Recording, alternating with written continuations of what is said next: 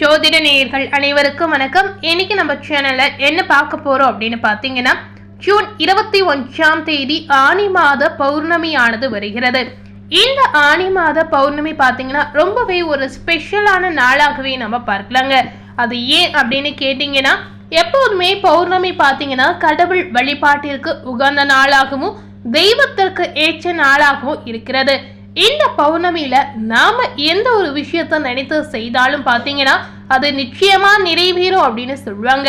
So நிறைய பக்தர்கள் பாத்தீங்கன்னா இந்த நாளை பயபக்தியுடன் வழிபடக்கூடிய ஒரு முக்கியமான நாளாக இன்றைய அளவு பாத்தீங்கன்னா தொடர்ந்து செயல்பட்டு வராங்க அப்படிங்கறத நம்ம தெரிவிக்கலாம். சோ அந்த வகையில இந்த ஆனி பௌர்ணமி என்று எப்படி விரதம் இருக்கணும், எந்த மாதிரி முறையில வழிபாடு செஞ்சா உங்களுக்கு என்ன பலன் கிடைக்கும் அப்படிங்கறத விரிவாக பார்த்து பயனடைங்க. அது மட்டுமில்லாமல் இந்த பௌர்ணமியுடைய தாக்கத்தால் ஒவ்வொரு ராசினியர்களுக்கும் ஒவ்வொரு விதமான மாற்றங்கள் அவங்க வாழ்க்கையில ஏற்படுங்க. சோ அந்த வகையில மகரம் ராசி நேயர்களுக்கு இந்த காலகட்டத்தில் எப்படிப்பட்ட மாற்றங்கள் ஏற்பட்டிருக்கு, என்ன மாதிரி விளைவுகளை நீங்க சந்திக்க போறீங்க அப்படிங்கறத இந்த வீடியோ மூலம் நிச்சயமா பார்த்து பயன்பெறலாம்.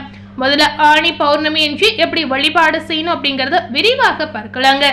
ஆனி மாத பௌர்ணமி தினத்துல இறைவனை விரதமிருந்து நீங்க வழிபட்டு வந்தீங்கன்னா கண்டிப்பா நினைத்தது நடக்கும் அப்படின்னு ஐதீக ரீதியாக சொல்லியிருக்காங்க. இறைவனை வழிபடுதும் இரவில் சந்திர தரிசனம் செய்தலும் மிக முக்கியமான அற்புதமான பலனை உங்களுக்கு பெற்றுக் கொடுக்கும். இந்த நாளில் அது மட்டுமில்லாமல் இறைவனுக்கு முக்கணிகள் படைத்து வழிபடுவது முக்கியமாகவே சொல்லியிருக்காங்க. இந்த ஆனி பௌர்ணமியில விரதமிருந்து கண்ணபிரானை வழிபட்டு வந்தீங்கன்னா நினைத்தது நிறைவேறுங்க. அது மட்டுமில்லாமல் காதல் செய்யக்கூடிய நேயர்களுக்கு காதல் கூடிய சீக்கிரம் கைகூடி வெற்றியாக மாறும் அப்படின்னு சொல்லியிருக்காங்க. இந்த பௌர்ணமி வழிபாடு பல காலமாக நம்மளுடைய முன்னோர்கள் கடைபிடித்து வரக்கூடிய ஒரு முக்கியமான விஷயமாக பார்க்கப்படுகிறது. பௌர்ணமி தினத்துல சந்திரன் தனது பிரகாச ஒளியை பரிபூரணமாக வழங்குவதை போல பௌர்ணமி விரத வழிபாடு பரிபூரணமான பலனை உங்களுக்கு பெற்றுக் கொடுக்கும் அப்படின்னு கூட சொல்லியிருக்காங்க. இந்த பௌர்ணமி வழிபாடு எப்படி செய்யணும் அப்படின்னு கேட்டீங்கன்னா, பௌர்ணமி தினத்துல எந்த தெய்வத்தை நினைத்து வேண்டுமானாலும் விரதம் இருந்து மனதார வழிபட்டீங்கன்னா நினைத்தது நிச்சயமா நிறைவேறும். எதை நினைத்து வழிபடுகிறீங்களோ அது நிச்சயமா நிறைவேறும் அப்படின்னு சொல்லியிருக்காங்க. சோ இதன் காரணமாக தான் பாத்தீங்கன்னா இன்றைய அளவு ஒவ்வொரு பௌர்ணமி தினத்துல நிறைய பக்தர்கள் இறைவனை மனதார நினைத்து வழிபாடு செய்யறாங்க.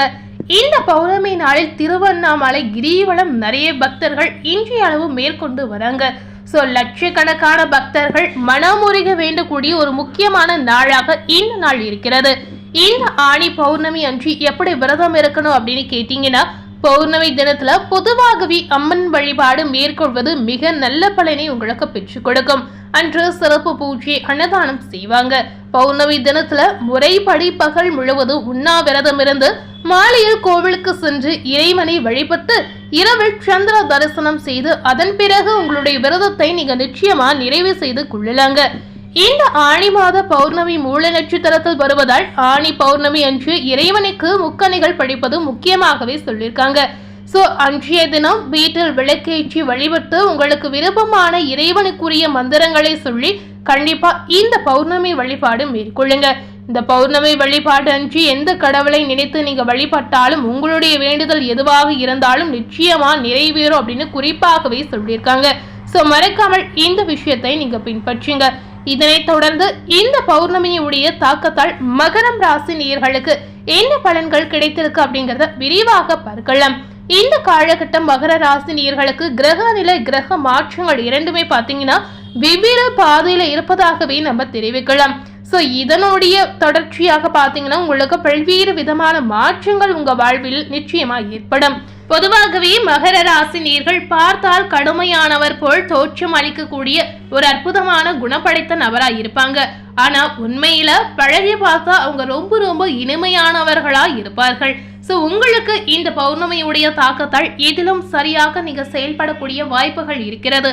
இந்த காலகட்டம் எதையுமே யோசித்து செய்வது உங்களுக்கு ஒரு விதமான நன்மையை ஏற்படுத்தும்.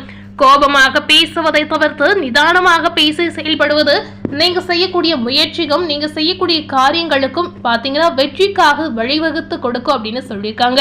எந்த விஷயத்திலுமே மிகவும் எச்சரிக்கையாக இருப்பது அதே போல உங்களுக்கு நல்லதுங்க. வீண் குற்றச்சாட்டிற்கு ஆளாகக்கூடிய வாய்ப்புகள் இருப்பதால் கவனமாக செயல்படுவது ரொம்ப ரொம்ப முக்கியம்.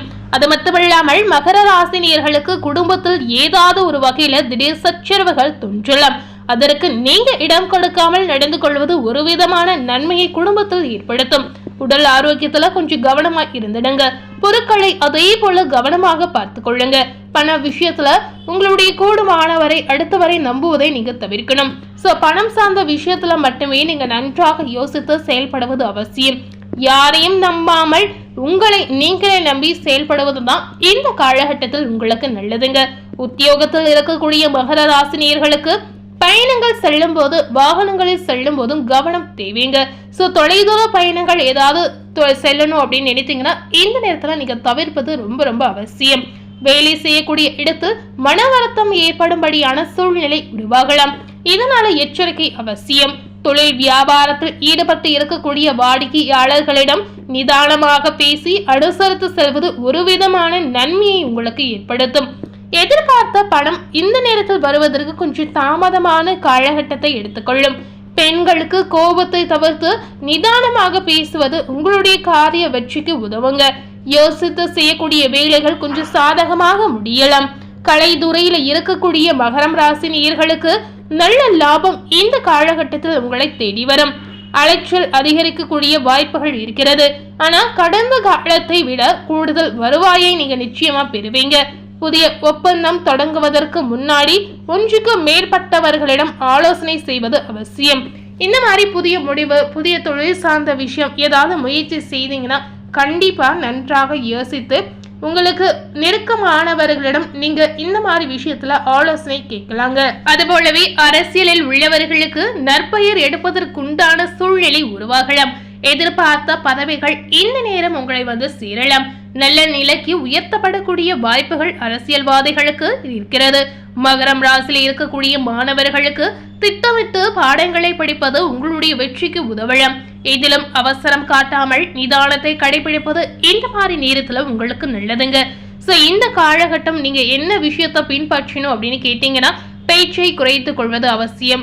அதாவது முக்கியமான முடிவுகளை எடுக்கும்போது அவசரப்படாமல் எடுப்பது அதே போல நல்லது. அதுபோல மற்றவரிடம் பேசும்போது நீங்க பொறுமையாக கடைபிடித்து நன்றாக யோசித்து வார்த்தைகளை பயன்படுத்துவது முக்கியமாகவே சொல்லியிருக்காங்க. இந்த மாதிரி விஷயத்துல கவனம் செலுத்தி பாருங்க. ஆரோக்கியத்திலேயே கவனம் செலுத்துவது முக்கியமாகவே அவசியம். ரொம்ப நாளா இருந்த கடன் பிரச்சனை அனைத்துமே இந்த காலகட்டத்தில் குறையக்கூடிய வாய்ப்புகள் இருக்கிறது. பண ரீதியா பெரிய அளவுல உங்களுக்கு பிரச்சனை ஏற்படாது. இன்னைக்கு நம்ம சேனல்ல மகரம் ராசினியர்களுக்கு ஜூன் 29 பௌர்ணமியுடைய தாக்கத்தால் என்ன பலன் கிடைத்திருக்கு அப்படிங்கறத விரிவாக பார்த்திருப்பீங்க. மேலும் இது போல புதிய தகவலை தெரிந்து கொள்ளணும் அப்படின்னு நினைத்தீங்கன்னா மறக்காம நம்ம சேனலை சப்ஸ்கிரைப் பண்ணி பக்கத்தில் இருக்கக்கூடிய பெல் பட்டனையும் மறக்காம பிரஸ் பண்ணிடுங்க. நீங்க சப்ஸ்கிரைப் பண்ணா மட்டுமே நம்ம சேனல்ல போடக்கூடிய எல்லா நியூ அப்டேட்டான வீடியோஸும் உடனுக்குடன் பார்த்து தெரிந்து கொள்ளலாம். தேங்க்யூ.